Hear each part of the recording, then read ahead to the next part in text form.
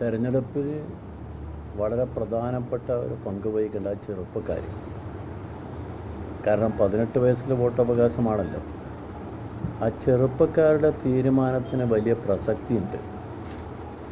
തെരഞ്ഞെടുപ്പിൻ്റെ രംഗത്തേക്ക് നമ്മുടെ ചെറുപ്പക്കാരികളെയും ഒരുമിച്ചിറക്കുന്നതിന് വേണ്ടിയുള്ള നല്ല പരിശ്രമം ഈ പാർലമെൻറ്റ് മണ്ഡലത്തിൽ LDYF നടത്തിക്കൊണ്ടിരിക്കുകയാണ്. അതിൻ്റെ ഭാഗമായി അവർ തീരുമാനിച്ചത് ഈ മണ്ഡലത്തെ എല്ലാവിടെയും പാർലമെൻറ്റിലെ 7 അസംബ്ലി മണ്ഡലങ്ങളിലും നൈറ്റ് മാർച്ച് സംഘടിപ്പിക്കാൻ തീരുമാനിച്ചിരിക്കുന്നു. എന്ന് പറഞ്ഞാൽ രാത്രിയിൽ ഈ ചെറുപ്പക്കാർ അവരുടെ പ്രതിഷേധം ജനങ്ങളെ അറിയിക്കാനാണ് തീരുമാനിച്ചത്. കാരണം ഇവിടെ വളരെ പ്രധാനപ്പെട്ട 1-2 കേസുകളുണ്ട് താനും.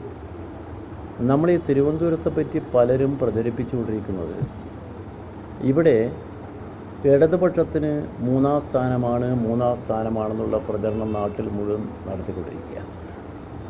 സത്യത്തിൽ യാഥാർത്ഥ്യമായി ഒരു പൊരുത്തമില്ലാത്ത ഈ പറഞ്ഞുകൊണ്ടിരിക്കുന്ന പ്രചരണം.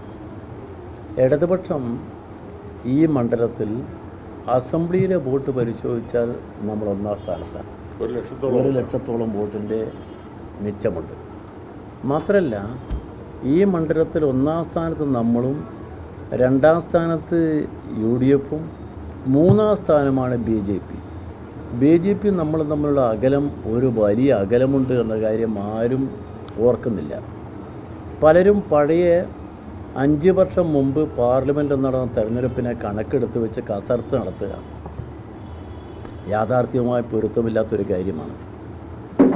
ഞങ്ങളിവിടെ 1-ാം സ്ഥാനത്ത് കയറിയിരിക്കുന്നു എന്നാണ് ഞങ്ങൾക്ക് ഇപ്പോൾ തെരഞ്ഞെടുപ്പിൻ്റെ പ്രചരണം വന്നപ്പോൾ നമുക്ക് കൃത്യമായും ബോധ്യമാകുന്നു. അതിന് 2-3 കാരണങ്ങളുണ്ട്. ഒന്ന്, ഇവിടെ കേരളത്തിൻ്റെ ഒരു ഭാഗമാണിത്.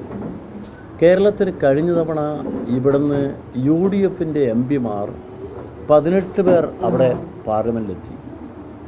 എന്നാൽ കേരളത്തിൻ്റെ കാര്യത്തെക്കുറിച്ച് പറയാൻ ഇവരാരും ഒരു വാക്ക് പോലും പറയാൻ തയ്യാറായില്ല. നമ്മുടെ സംസ്ഥാനത്തെ കേന്ദ്രം ഭരിക്കുന്ന BJP ഒരു ശത്രു രാജ്യത്ത് പോലെയാണ് സംസ്ഥാനത്തോട് പെരുമാറിയത്. നമുക്ക് തരാനുള്ള ആനുകൂല്യങ്ങൾ തരില്ല, നമുക്ക് പണം തരില്ല. നമ്മുടെ നാടിനെ കൊണ്ടുപോയി ഇതുപോലെ ഒരു കുരുക്കിലാക്കിയ ഒരു ഗവൺമെൻറ് ചരിത്രത്തിലില്ല. ഇത് ഫെഡറൽ ഭരണ സംവിധാനത്തിനെതിരാണ്. പക്ഷെ അവർക്ക് ഭരണ സംവിധാനത്തിൽ നിയമമൊന്നും നോക്കേണ്ട കാര്യമില്ലല്ലോ. നിയമം അവരുടെ മുമ്പിൽ ഇല്ലല്ലോ. നിയമലംഘനത്തിൻ്റെ ഗവൺമെൻറ്റായി കേന്ദ്ര ഗവൺമെൻറ് മാറിക്കൊണ്ടിരിക്കുകയല്ലേ.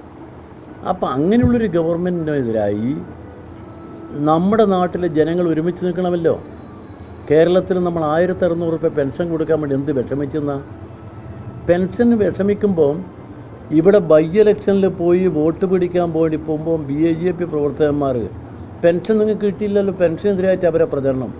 എന്നിട്ട് അവരെന്ത് ചെയ്ത് പെൻഷൻ കിട്ടാത്തതൊക്കെ കാശ് കൊടുത്തു. നല്ല കാര്യം, 1600 വെച്ച് കൊടുത്ത് നല്ല കാര്യമാണ്. പക്ഷേ 25 വർഷമായി BJP കൈവശം വെച്ച ഈ കോർപ്പറേഷൻ വാർഡ് ഇടതുപക്ഷം മനോഹരമായി പിടിച്ചെടുത്തു.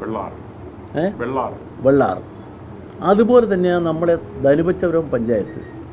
ഏത് നമ്മളെ ഒറ്റശേഖരമംഗലം പഞ്ചായത്ത്. ആ പഞ്ചായത്തിൽ ഇതാണ്ടായത്. നമ്മൾ 20 വർഷം കൃത്യമായി പഴക്കമുള്ള BJPയുടെ വാർഡ് ഞങ്ങൾ പിടിച്ചെടുത്തു. എന്താ അതിൻ്റെ അർത്ഥം?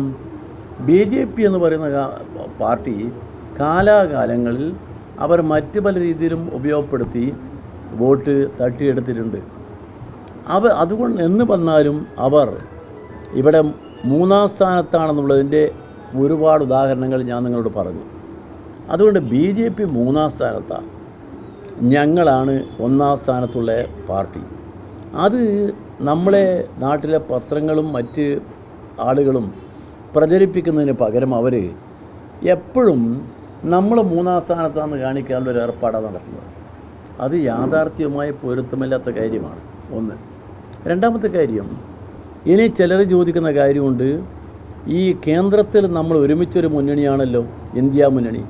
ആ ഇന്ത്യ മുന്നണിയുടെ ഭാഗമാണ് നമ്മളും കോൺഗ്രസും. ഈ രണ്ടിൽ കോൺഗ്രസിൻ്റെ കുറച്ചുകൂടി ബലമുള്ള പാർട്ടി എന്ന് ചിലർ പ്രചരിപ്പിക്കുന്നുണ്ട്. അവരോടൊന്നേ ഞാൻ പറയാനുള്ളൂ, ഈ കാര്യത്തിൽ നിശ്ചയദാർഢ്യത്തോടെ വാക്ക് മാറാത്ത ജനങ്ങൾക്ക് വേണ്ടി നിൽക്കുന്ന ഒരു പ്രസ്ഥാനം ഇടതുപക്ഷം മാത്രമാണ്. കോൺഗ്രസ് ഒരു കാര്യത്തിലും കൃത്യമായ നിലപാടില്ലാതെ ചാഞ്ചാട്ടക്കാരായി നിൽക്കുക കോൺഗ്രസ്. അതുകൊണ്ടാണല്ലോ കോൺഗ്രസിൻ്റെ നേതാവ് പറഞ്ഞത് ഒരു ചാനൽ ചർച്ചയിൽ അടുത്ത പ്രധാനമന്ത്രിയാകാൻ വേണ്ടി പോകുന്നത് മോദിയാണെന്ന്. ഇതെല്ലാം നമ്മുടെ നാട്ടിൽ കാണുക, ഒരാഴ്ച മുമ്പ് നമ്മുടെ നാട്ടിൽ ഇതൊക്കെ കാണുക. അതുകൊണ്ട് ഈ തെരഞ്ഞെടുപ്പ് കാലത്ത് ഞങ്ങൾക്ക് കൃത്യമായി ഒരു നിലപാടുണ്ടെന്ന് ജനങ്ങൾ തിരിച്ചറിയുന്നു. കേരളത്തിൻ്റെ തലസ്ഥാനത്ത് തിരുവനന്തപുരത്ത് നവോത്ഥാന പ്രസ്ഥാനത്തിൻ്റെ കാലടി പാതകൾ ആടെയാണ് ഈ തിരുവനന്തപുരം. ഈ തിരുവനന്തപുരത്ത് ഇടതുപക്ഷ ജനാധിപത്യ മുന്നണി വൻ വിജയം നേടുമെന്ന് ഈ പ്രാദേശിക തലങ്ങളിലുള്ള ബന്ധവും ജനങ്ങളുമായുള്ള സമ്പർക്കവും കൊണ്ട് ഞങ്ങൾക്ക് ഏതാണ്ട് മനസ്സിൽ പതിഞ്ഞിരിക്കുന്ന ഒരു കാര്യമാണ്. അത് നിങ്ങളുമായി പങ്കുവെക്കാനാണ് ഞങ്ങളിപ്പോൾ ഈ സന്ദർഭം ഉപയോഗിക്കുന്നത്. നമ്മളെ ചെറുപ്പക്കാരും ചെറുപ്പക്കാരികളും ഇപ്പോൾ നൈറ്റ് മാർച്ച് സംഘടിപ്പിക്കും. ആ നൈറ്റ് മാർച്ചിൽ പ്രധാനം എന്താ പറഞ്ഞാൽ നമ്മുടെ രാജ്യത്തെ വിഭജിക്കാൻ വേണ്ടി പോകുന്ന, അതാണല്ലോ ഇവരുടെ ഉദ്ദേശം. ഇന്ത്യയുടെ ഭരണഘടന ഞങ്ങൾ പൊളിച്ചെഴുതുമെന്ന് നേരത്തെ ഒരു BJP MP പറഞ്ഞു. ഇപ്പോൾ CAA എന്ന് പറയുന്ന നിയമം കൊണ്ടുവന്ന് രാജ്യത്തിലെ ജനങ്ങളെ ഭിന്നിപ്പിക്കാനുള്ള പുറപ്പാടിലാണ് രാജ്യം ഭരിക്കുന്ന BJP.